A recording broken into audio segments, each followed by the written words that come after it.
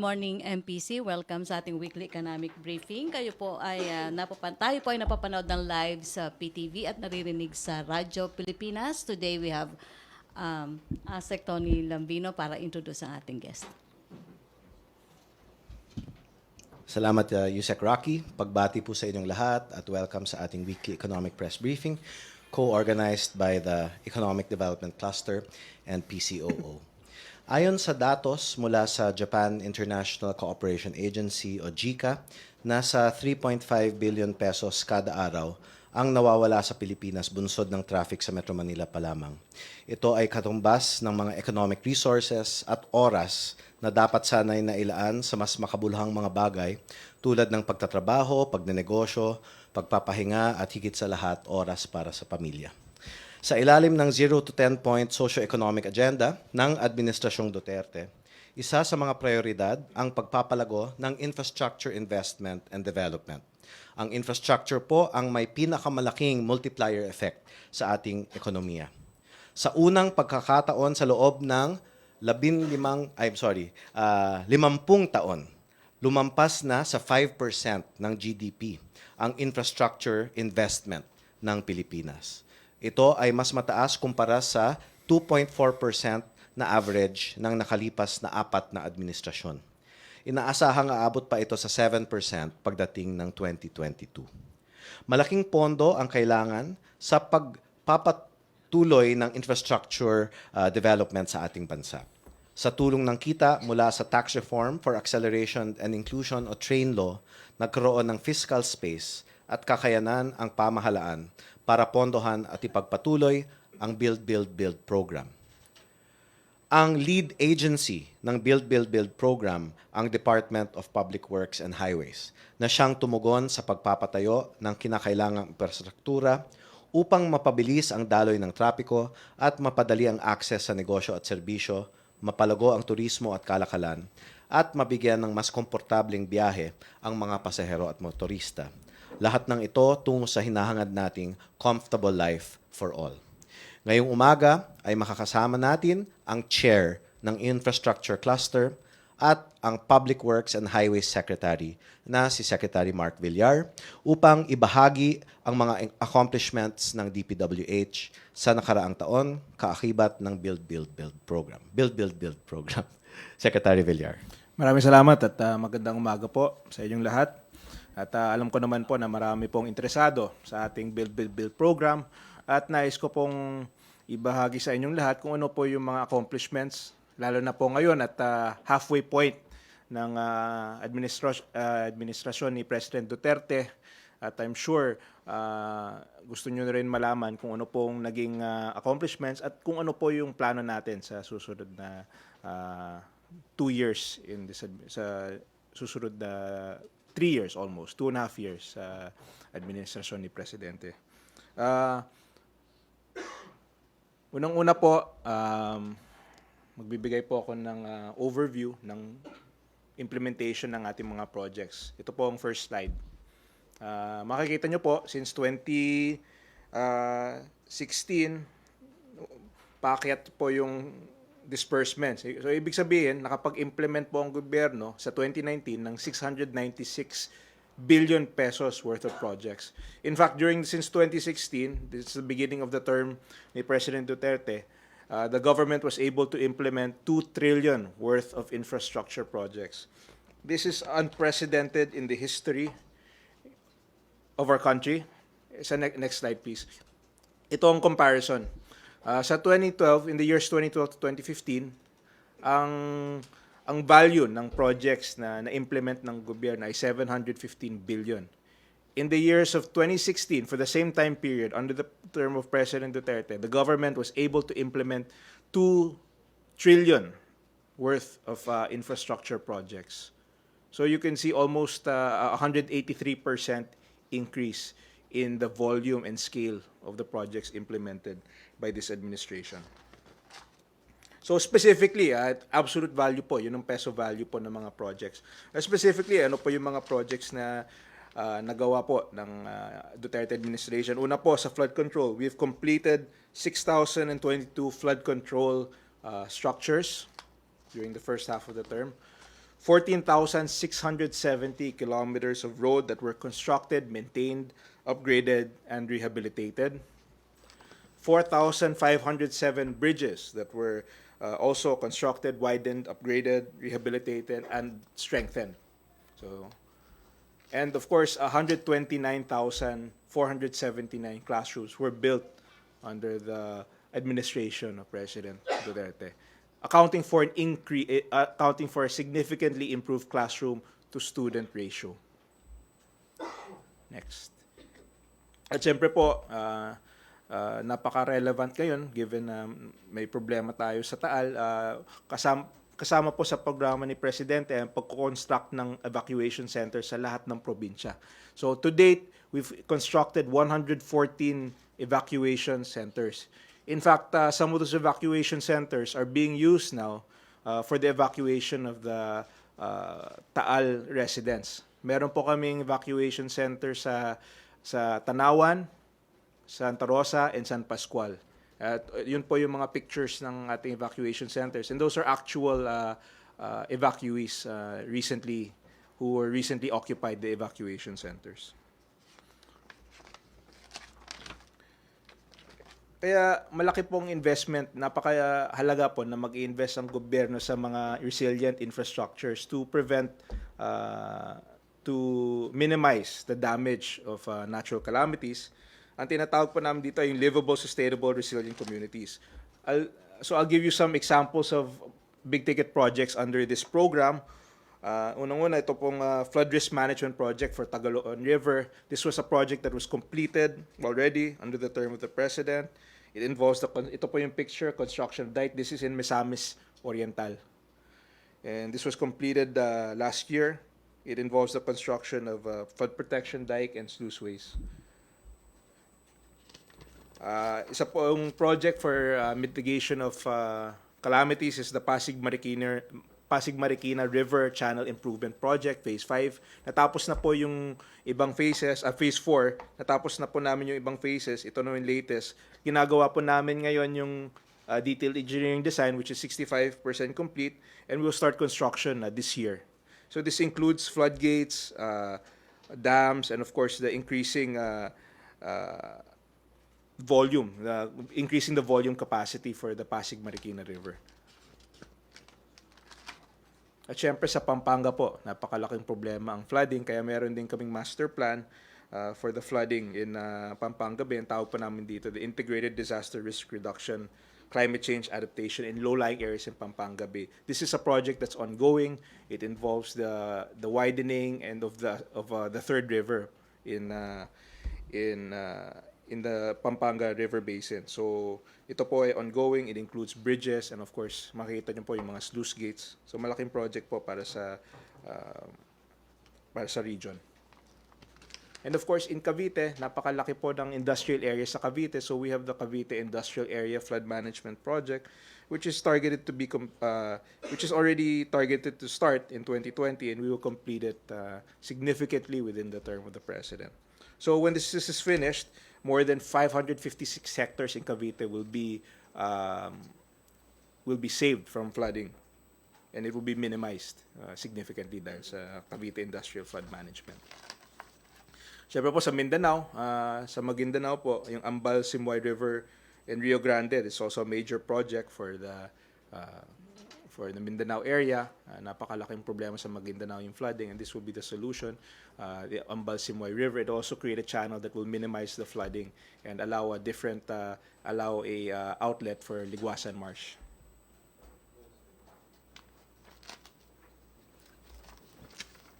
Next po,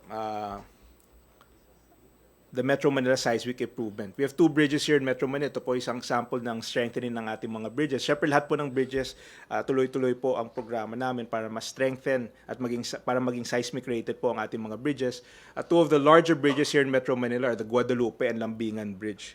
This is slated both to be retrofitted and strengthened to make it seismic rated. When I say seismic rated, up to a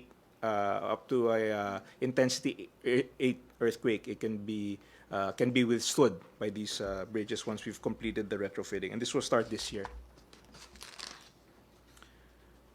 Siyempre, hindi lang po sa Metro Manila, pero marami kaming convergence programs. These are partnerships with the Department of Transportation, Department of Tourism, Department of Trade and Industry, and we do local projects na may national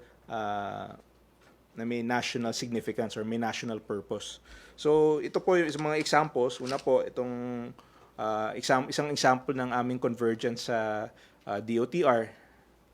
We just completed the Panglao Airport, and the road network surrounding the new Panglao Airport was funded through the Convergence programs. Makikita nyo po, ito yung actual road. We spent 200 million pesos to improve the road network in partnership with the Department of Transportation, which opened the Panglao Airport last year. Also sa Camarines po, Pasacao-Balatan Tourism Highway. This is also ongoing 40-kilometer road project to improve the tourism in Camarines Sur. That's ongoing. And of course, the Boracay Circumferential Road. We're all familiar with yung 6-month closure ng Boracay. At itong almost 1 billion, the government spent almost 1 billion pesos to rehabilitate. Hindi lang po yung road network, pati yung drainage system sa Boracay. So, at this point, natapos na po yung first phase ng Boracay Circumferential Road, and we are already more than 60% sa phase 2 ng Boracay Circumferential. Ito po yung mga pictures. You can see the difference. Gumawa na kami ng, kung dati po, there's a very narrow road previously, naging standard 6 meters plus a 2-meter sidewalk. So 10 meters ang nakuha namin. So may 2-meter sidewalk on each side, and there's a road network with drainage. Dati po kasi walang drainage po. Kaya ngayon nagkaroon ng drainage, nagkaroon pa ng sidewalk. Makikita nyo po sa pictures yung before and after of the Boracay Circumferential Road. And dun po, ito yung port. Then makikita nyo po yung sidewalk. So, dun po.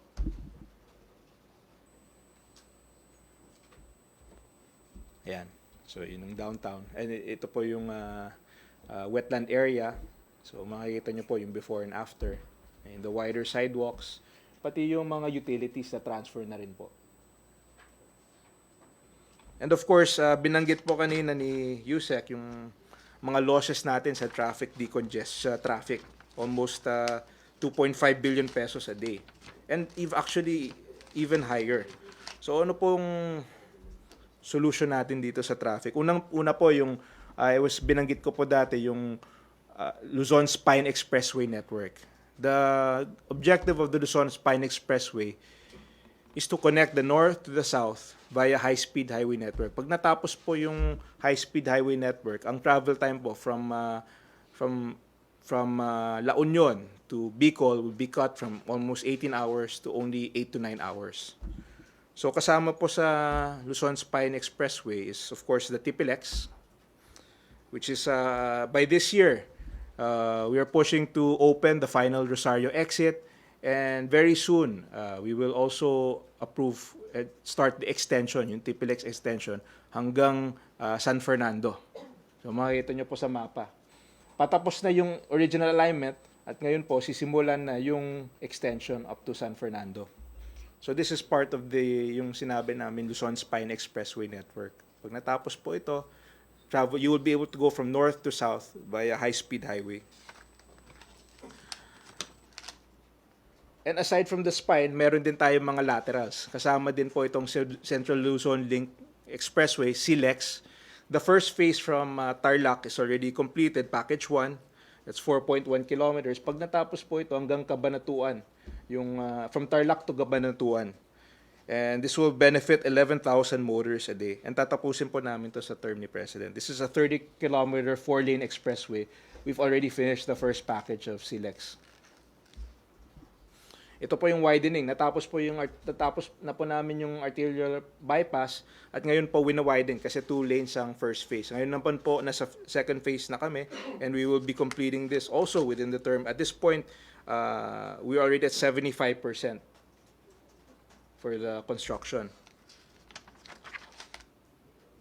And at this point, hanggang Batangas, meron po tayong start toll pero wala pa tayong high-speed highway going to Quezon. So ito po yung TR4 which has already started construction. It's a 66-kilometer toll road. We've already acquired significant right-of-way sa TR4. Ito siguro matatlong beses na to na inaugurate pero hindi pa nasisimulan. At this point, it's already civil works are ongoing. We've already acquired significant portions of right-of-way. And we're also targeting to finish this within the term of the President. So yung biyahe nyo papuntang Lucena, umabot din ng 4 to 5 hours. Pag natapos po ito, baka kalahati na lang. Baka 1 to 2 hours na lang po ang biyahe papuntang Lucena.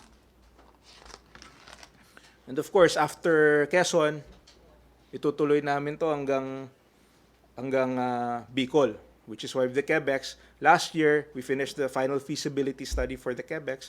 So at this point, we're ready to start implementing. It's a 220-kilometer highway going to Bicol, and this will be the final leg of the Luzon Spine Expressway network, the south portion. So we submitted to the NEDA, and it will very soon, we can expect ICC approval and implementation. Kasama din po ang Camarines Sur Expressway, which is a 15.2-kilometer expressway, which is also priority, and we also, civil works are ongoing.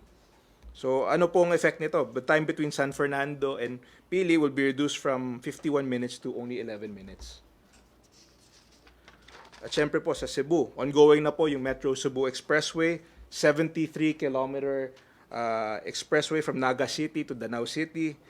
Travel time from 3 hours to only 1 hour and 10 minutes between the two. And it's ongoing at this point, the segment of the Naga-Talisay boundary. So the first segment is already ongoing. Makikita nyo po yung picture ng Metro Cebu Expressway.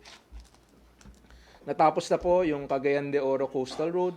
This was a project that in the past encountered right-of-way issues pero na-resolve kaagad at ngayon tapos na po. So nagagamit na po yung Cagayan de Oro Coastal Road. Ongoing now sa Davao City Coastal Road, ito po yung picture. As you can see, it's already in advanced stages of construction, the first phase. So it's an 18-kilometer bypass road, which includes 9 bridges. And it's expected 10,000 travelers, at least 10,000 travelers per day. And napakalaking bagay dahil matraffic na po sa Davao at ito maging major bypass road sa Davao. So as you can see, there are already significant portions that were completed and we target to open first phase by this year.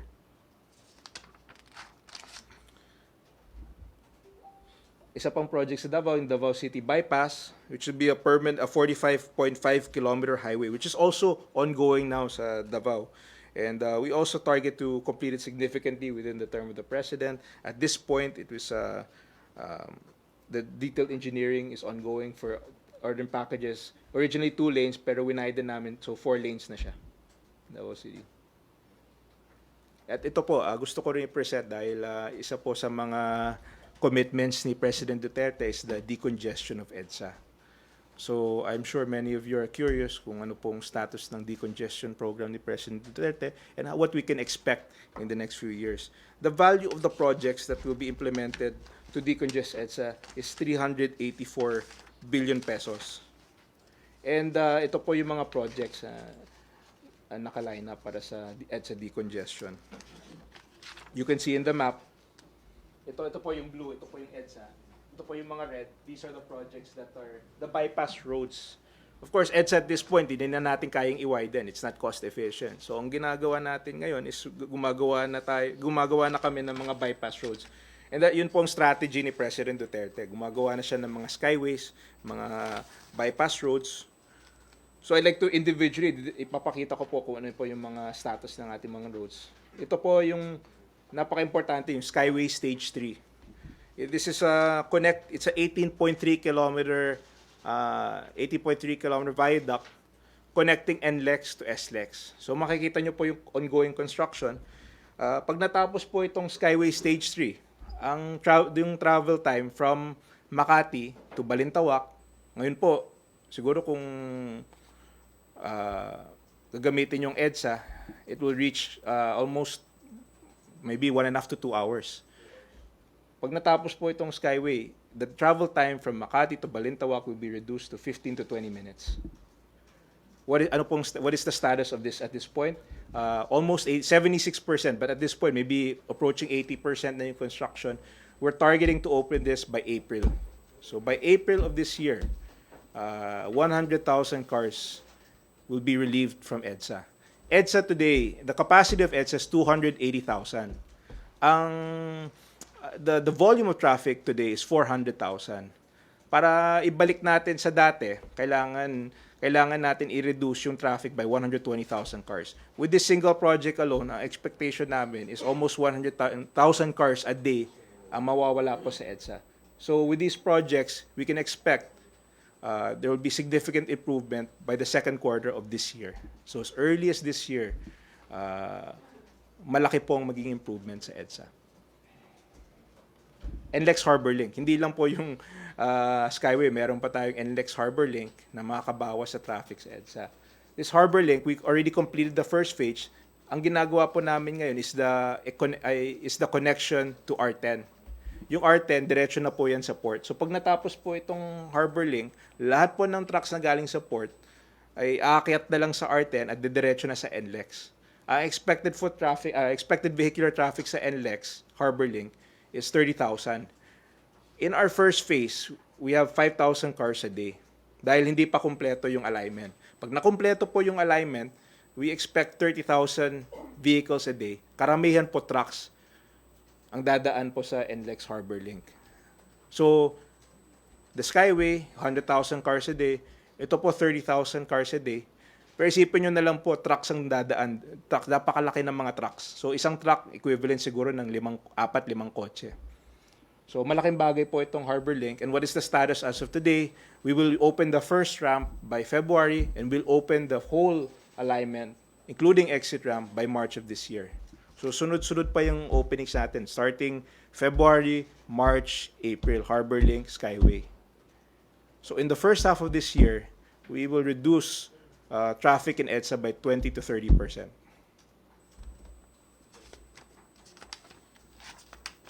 At hindi lang po, i-report ko rin yung R10 dahil nung pumasok po kami,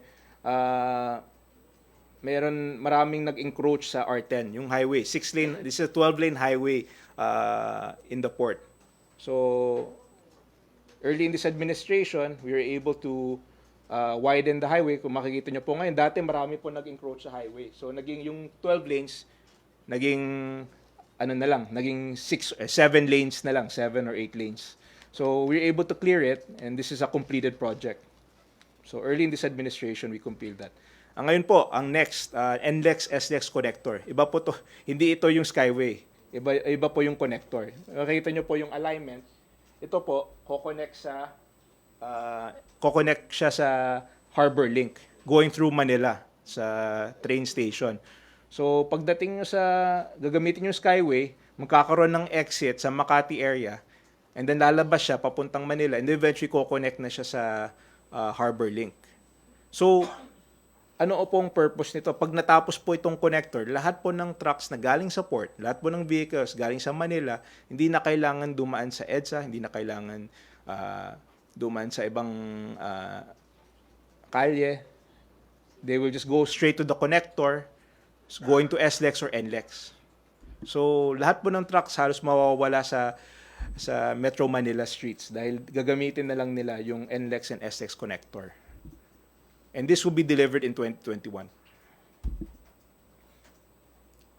Ito po, kasama din po yung Harbor Link, segment 8.2. Bagong new segment of 8.2. It's a 8-kilometer expressway from Mindanao Avenue to Republic Avenue. And ang purpose ito, pag natapos po ito, yung travel time between Mindanao to Commonwealth will be reduced from 45 minutes to 10 minutes. So this will complete the Harbor Link. So yung Harbor Link ngayon hanggang Valenzuela, and then hanggang Quezon City, hanggang Mindanao Avenue, itutuloy po namin yung Harbor Link. So additional 8.35 kilometers. And another local project, yung Mindanao Avenue Extension, 3.2 kilometers. We'll continue the Mindanao Extension until sa Caybiga Road. Noon, maraming mga pabrika doon sa Caybiga Road. So itutuloy po namin yung Mindanao Extension. And we can expect delivery of this project within this year. It's already 68% complete. Meron din tayong mga medium-sized projects. Itong Summer Street, natapos na po. Ito, bypass din sa EDSA. So pinawiden namin, 1.1 kilometer, para lumuwag po ang EDSA sa area na yan. So ito po isang example ng local project na makakatulong sa decongestion ng EDSA. And of course, C6.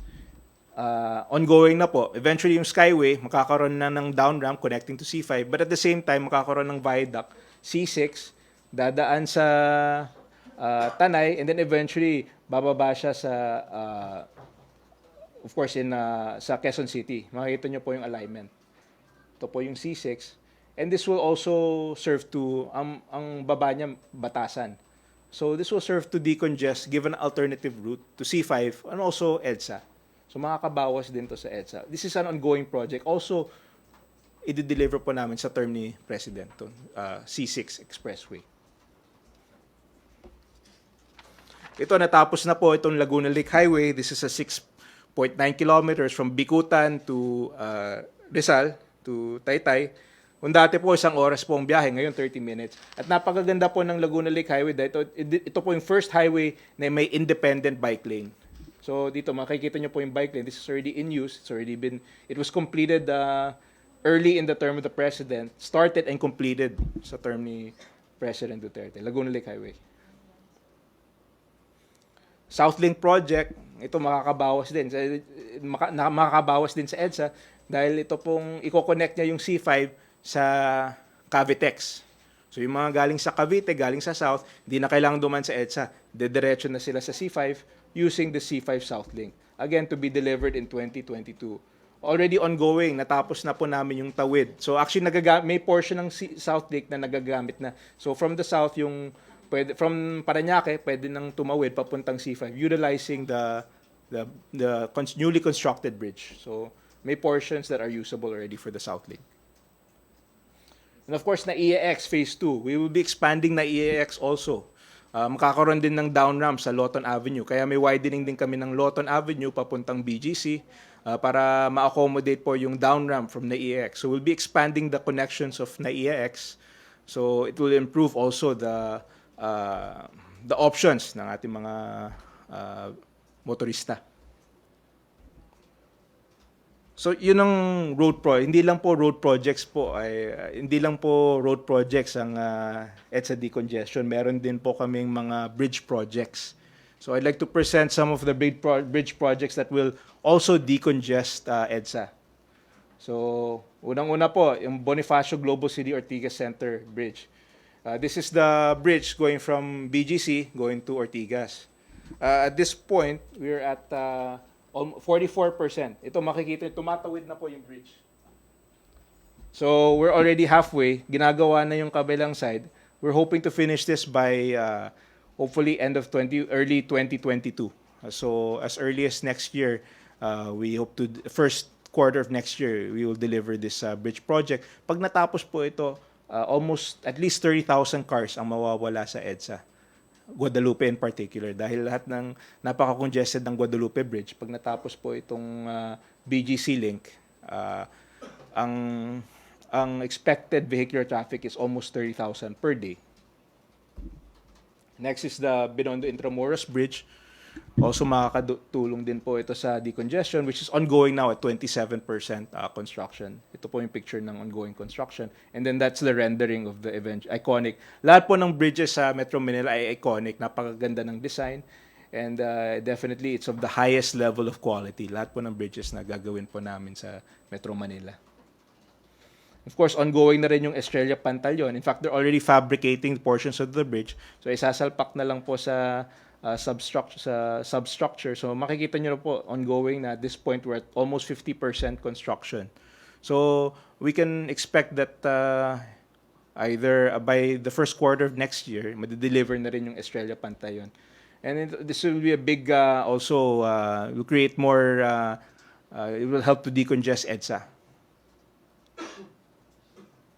Ito po yung ibang bridges naka-line up sa Metro Manila, yung North-South Harbor Bridge, the Palangka-Villegas Bridge, the East Bank-West Bank Bridge. Also scheduled to be started by this year. So yung tatlong bridges na binanggit ko kanina, we expect to deliver it by next year. Yung iba will be starting full force construction this year. Kasama rin po yung Marikina Vista Real Bridge, JP Rizal Lopez Haina Bridge, and JP Rizal St. Mary Bridge. So ito po, these bridges are deliverables in Metro Manila as part of the decongestion program of EDSA. So sa EDSA decongestion, what can we expect sa EDSA decongestion? By this year, by the second half of this year, we will relieve EDSA of 20 to 30%. And malaki po ang improvements sa EDSA, and for the first year starting this year and in subsequent years, we will see continued improvement along EDSA.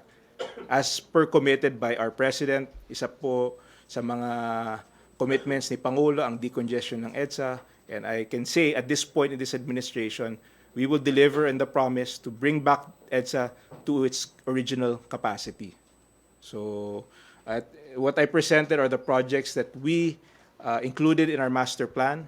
The President conceptualized this master plan early in this administration. And ngayon po, mararamdaman na po natin ang EDSA decongestion program ng ating Pangulo. So, also, hindi lang naman limited sa Metro Manila ang ating mga projects. Banggitin ko na rin po ibang projects natin across the country. So, sa Samar po, Samar Pacific Coastal Road, this is a ₱1 billion project in Samar, which is ongoing, 30%. It will be connecting, magiging bahagi po ito ng Samar Circumferential Road. It will serve to access very isolated areas in Samar Province, which is one of our poorer provinces. So, kasama po 3 bridges, and we hope that this will bring development, even more development to Samar Island. And of course, ang Inter-Island Bridge Program. These are the projects at this point.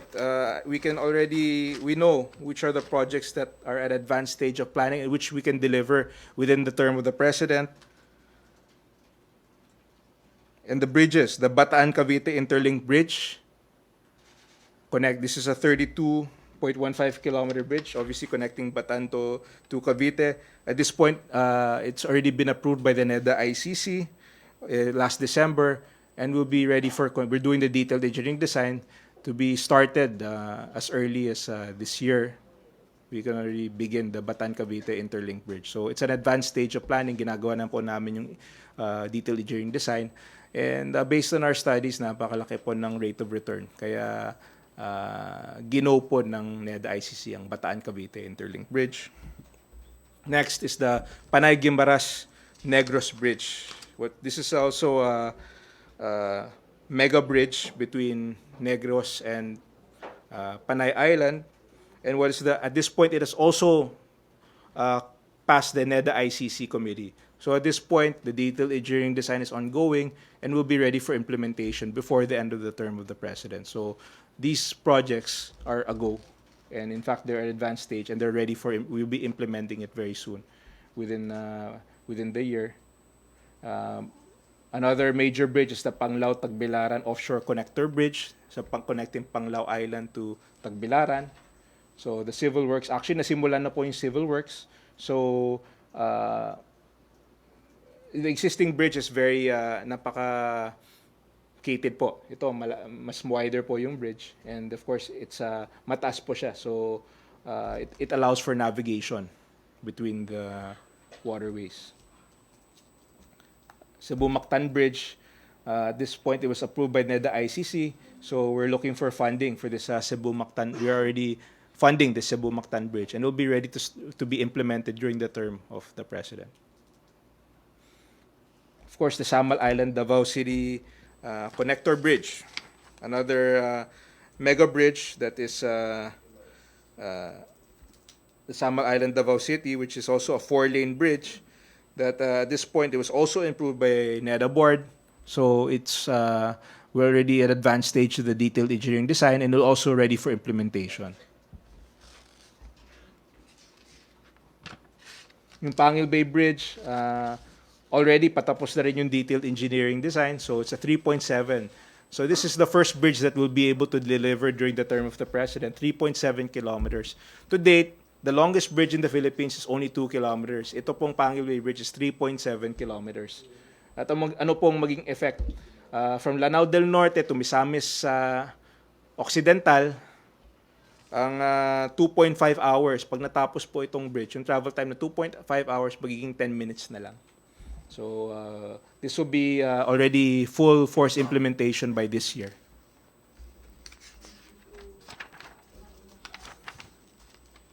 At nais ko rin present ang Mindanao Peace and Development Infrastructure Support.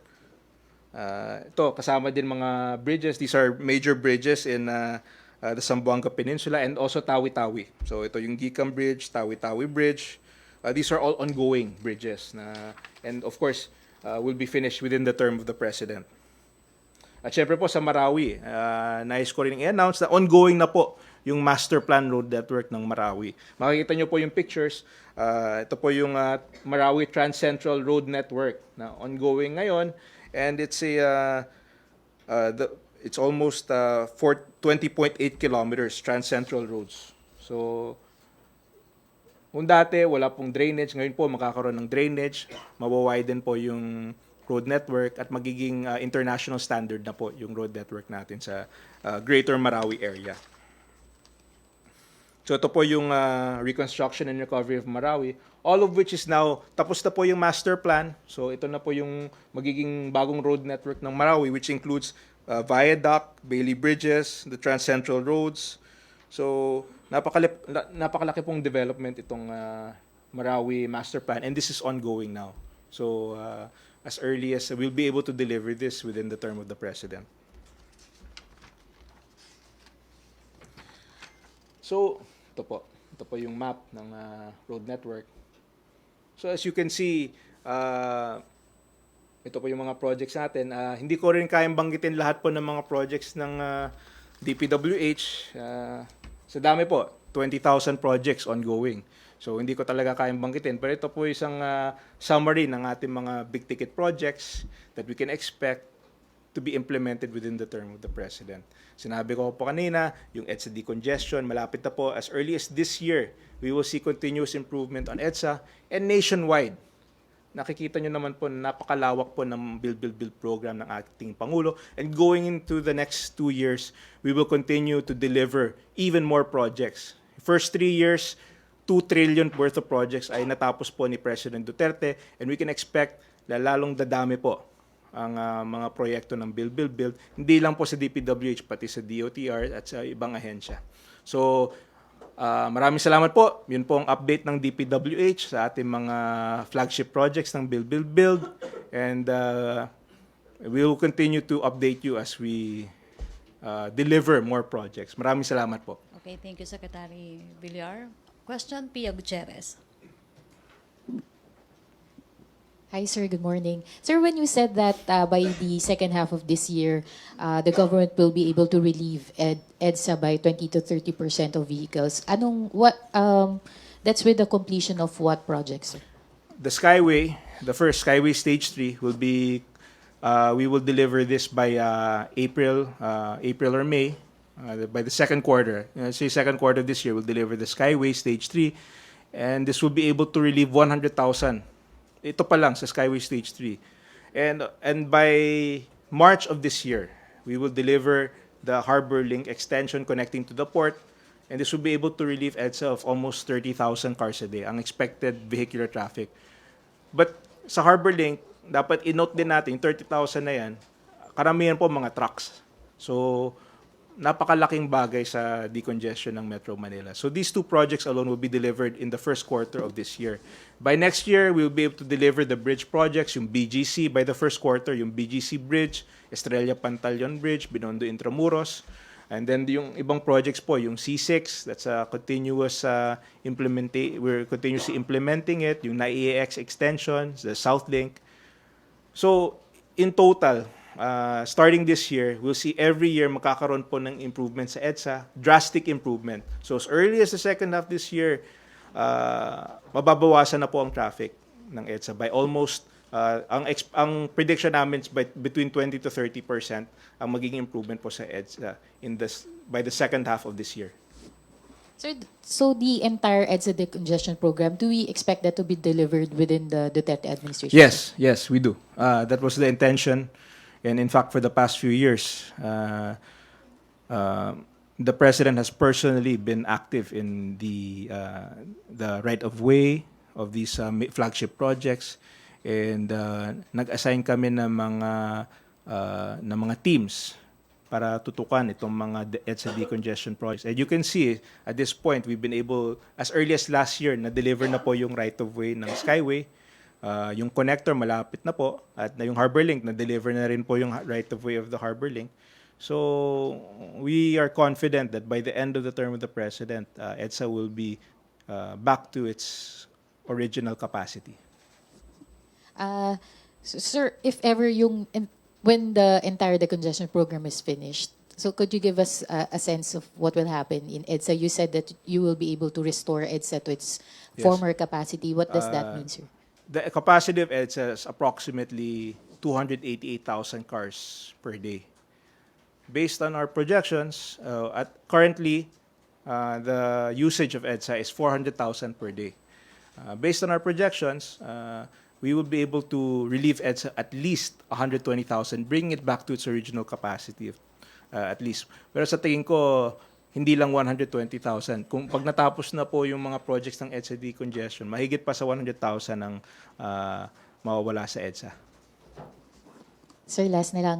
Si President kasi, he promised yung Makati to Cubao na 5 minutes. When will that be possible, sir? Very soon. Actually, yung binanggit ko po kanina, pag natapos yung Skyway, Makati to Balintawak, imagine, SLEX to NLEX, 15 minutes. Kung 15 minutes lang yan, di Makati to Quezon City, ang lapit lang. Baka 5 minutes lang talaga. So can we expect that, sir, within the year? Yes. Thank you, sir. Joseph? Sir, yung pong volume reduction, that's assuming there will be no new cars, right?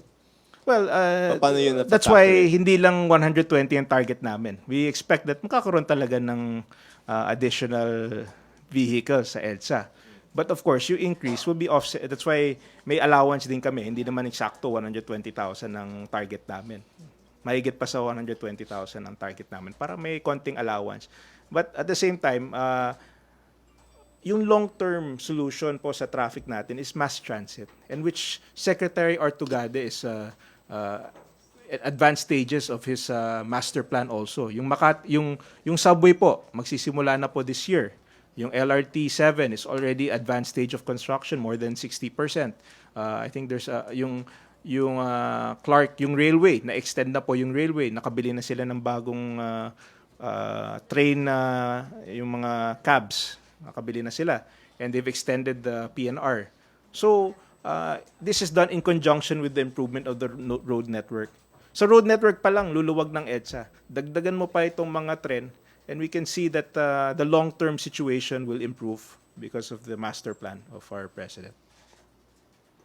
All right, yun muna, sir. MPC questions? Arian? Hi, sir. Sir, tanong ko lang po, yung last year po kasi na-delay yung passage ng budget, pero this year naman po hindi. Meron po bang projects under the EDSA decongestion program na naapektuhan? Or Well, on track po lahat ng spending natin? on track naman kasi hindi naman lahat ay GAA. Meron din mga PPPs, and kami naman na nagde-deliver ng right of way at syempre may partnership kami sa private sector. So tuloy-tuloy naman po ang delivery ng ating mga projects. Nagkaroon ng challenge syempre dahil sa late passage ng budget, but makikita nyo naman po sa performance, implement din ng DPWH ng 696 billion worth of projects, which is the highest ever by far. And the year before that, we implemented 590. So despite the headwinds, despite the late budget, despite the election, this administration was able to still deliver on the build. And the numbers will show that 696 billion of projects implemented. So, sir, may backlogs pa po ba tayong hinahabol because of that? Syempre, hindi naman 100%. Meron pa rin kaming kailangan gawin. Hindi pa naman tapos ang trabaho. Yung traffic decongestion, sinabi ko po kanina na every year makakaroon po ng improvement. So this year, ang i-deliver po namin yung Harbor Link extension, yung Skyway. Next year, i-deliver po namin yung mga bridges across Pasig, yung first 3 bridges, pati C6, and next 2021, i-deliver namin yung connector road. Pag pinagsama-sama po lahat po ng decongestion projects, we can expect that before the end, the President would deliver on his commitment to decongest EDSA, definitely. At this point, what was thought, kung dati akala natin imposible, ngayon inevitable na yung decongestion ng EDSA. And I can say at this point, at the halfway point, the decongestion of EDSA is inevitable. And sir, yung full EDSA decongestion program, will that be fully realized by 2022 or by next year po, ilan na po yung progress? Well, kami naman po, hindi naman dapat i-hard stop lahat ng projects sa 2022. Siyempre, meron din kaming mga master plans. In fact, nung pumasok kami, wala masyadong feasibility study, kaya gumawa muna kami ng mga feasibility study. So, it takes 1 or 2 years. So, ang ginawa namin nga, gumawa na kami ng pipeline worth almost 1.8 trillion pesos. Nung pumasok kami, 50 billion ng pipeline. Ngayon, 1.8 trillion pesos. So, ito po yung magiging basis ng long-term growth ng Philippines. So, kung sino man ang susunod na presidente, meron na siyang pipeline of high-quality, high-yield projects na immediately implementable. Sir, last na lang. But by 2022, babalik po sa original capacity na 288,000. That's our prediction. Based on our numbers now, at least we'll bring it back to the original capacity. Okay, sir. Thank you. Celerina? Microphone, please. Good afternoon, sir. Sir, you have mentioned kanina yung regarding sa 5 minutes na travel time. So are you saying na yung 5 minutes ay going to Makati is using the Skyway and not EDSA? Well, point to point ang pinag-usapan natin, di ba? Makati to Quezon City. So if you're asking me kung kaya yan, yes, kaya. 5 minutes from EDSA, from Makati to Quezon City. Pero sir, yung promise ni President na Cubao to Makati kasi we're Ganun din yan. thinking... Quezon City is Cubao. Yeah, Cubao but din we're thinking na it's using EDSA. So this time... Hindi naman niya sinabi na through EDSA. I don't think Okay. the President just said, Makati to Cubao, 5 minutes. So Siyempre, kasi ang perception before, ang presumption was using EDSA. So this time, it's through Skyway talaga. Yun yung clarification. well, luluwag. Pag natapos na yung Skyway, luluwag din ng EDSA. So, it's possible also. Ang So, point yung ko, 5 minutes ang ay- importante lang, wag na tayo mag-focus sa mga malit na detalye. Ang importante lang, sa term ni President, madidecongest natin ng EDSA. At yung 5 minutes from Cubao to Makati, posible po. But At sir, magagawa yung natin. EDSA kasi, that's a major thoroughfare. Yes. Tapos, kung sa Skyway, we're expecting na there will be toll fee. Yes. So, syempre, mas preferred nung tao yung walang toll fee. So, kaya yung 5 minutes na pinag-uusapan, so, hindi siya EDSA, Skyway na siya. Pwede rin EDSA, pwede rin Skyway. Kasi remember, hindi naman lahat ng, may mga tao na willing magbayad. 'Di ba? Meron naman, syempre may konting toll, but at the same time, pag nagkaroon ng 100,000 a day sa Skyway, luluwag din ng EDSA. So, maaari po, magiging, syempre hindi ko naman ma-predict exactly kung ano mangyayari. But ang importante lang, yung 5 minutes, kung yung 15 minutes from Makati to Quezon to NLEX, kaya, definitely yung 5 minutes, kayang-kaya din yan. So regarding the toll fee, so although hindi kayo are, I think part kayo ng, if ever na magde-decide kung magkano yung toll fee, how much yung ina-expect natin dito sa bagong Skyway? Hindi pa naman finalize yung toll fee, but more or less, as a guide, we can expect more or less about 4 to 5 pesos per kilometer magiging toll fee. More or less. Okay, thank you. Okay, Francis? Sec, good afternoon. Follow-up lang dun sa tanong about sa EDSA. Kasi every month, dumadami po ang bumibili ng kotse. I mean, nadadagdagan ang kotse sa kalsada. Meron bang tie-up ang DPWH or may naipag-usap na ba kayo sa LTO or other agencies para ma-lessen yung kasi bumibili nga through banks. Kaya sabi ko, ang importante po, yung long-term solution po ng ating traffic is yung mass transit. Of course, hindi naman under sa department ko po yung trains, pero gusto ko rin banggitin na advanced na rin yung implementation and planning ng ating mga train network. Meron na pong yung subway, which is the flagship of the President. At this point, natapos na po ni Sec. Art Tugade yung feasibility study, detailed engineering design, and this year, may implement na po yung subway. Napakalaking bagay yung subway. Walang comparison po yung road sa train in terms of capacity per square meter. Malayo po. Kaya sinasabi ko po ngayon, may plano kami sa road network para lumuwag, para ma-decongest ang EDSA. Pero meron din kaming long-term plan which is the railway, yung subway, yung PNR, yung LRT, yung MRT. And makikita nyo po, sabay-sabay po yung construction. And this is with the purpose that by the end of the term of the President, matatapos po lahat. Tatapusin talaga namin ang traffic sa term ni President. Okay, Francis, Joyce, and then Joseph. Sir, pinag-utos ni Pangulong Duterte na magtayo po ng mga bagong disaster-resilient evacuation centers. Since the order of the President, ano na po yung steps being taken? And how many centers We will are, be put up? of course, there will be additional budget. May plano po na magkaroon po ng additional budget para sa evacuation centers. Meron din po tayo na, binanggit ko po kanina, meron na pong 100 plus evacuation centers. At yung iba na, nagagamit na po. And in fact, in one of our evacuation centers, nalipat po yung mga evacuees from the school to the evacuation centers. So, kailangan pang dagdagan. Of course, sa dami rin ng mga evacuees, we need more. So yun ang sinasabi po ni President na kailangan pa natin dagdagan.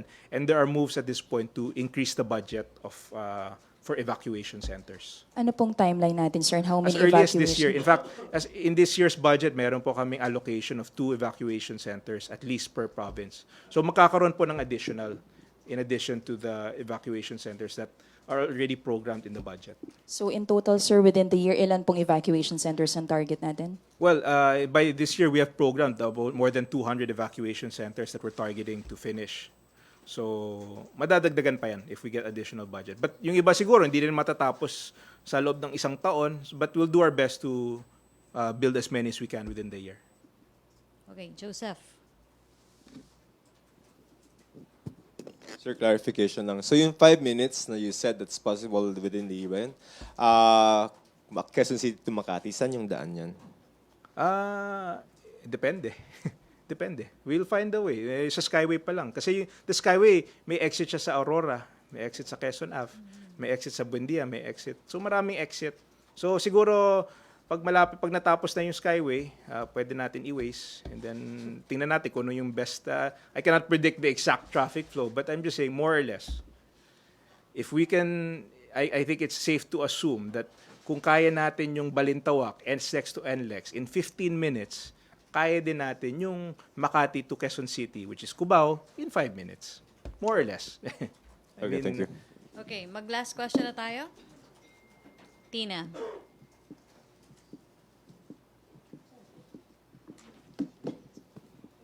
Sir, yung recent developments sa Taal, yung eruption and everything, ashfall, may mga maapekto bang projects under the build, delay, like yung Lucena or yung mga... Hindi naman siguro. Meron din kami mga projects sa Taal area. Pero hindi naman, of course, syempre yung sa Taal Circumferential, yung may mga projects din kami doon, may mga widening at this point, of course, obviously, hindi muna namin pwedeng ituloy. Pero in terms of yung flagship projects, wala namang major effects sa mga flagship projects na pinresent ko kanina. Sir, dun sa 30 billion supplemental budget being asked by the administration to be passed by Congress, how much percentage will be used by the DPWH? Hindi pa na-finalize, and I think they're at this point pinag-usapan pa nila yung kung ano magiging sharing sa 30 billion budget. Pero siguro sa tingin ko i-augment nila yung budget sa evacuation centers. At the same time, meron din kaming quick response fund na pwede rin dagdagan.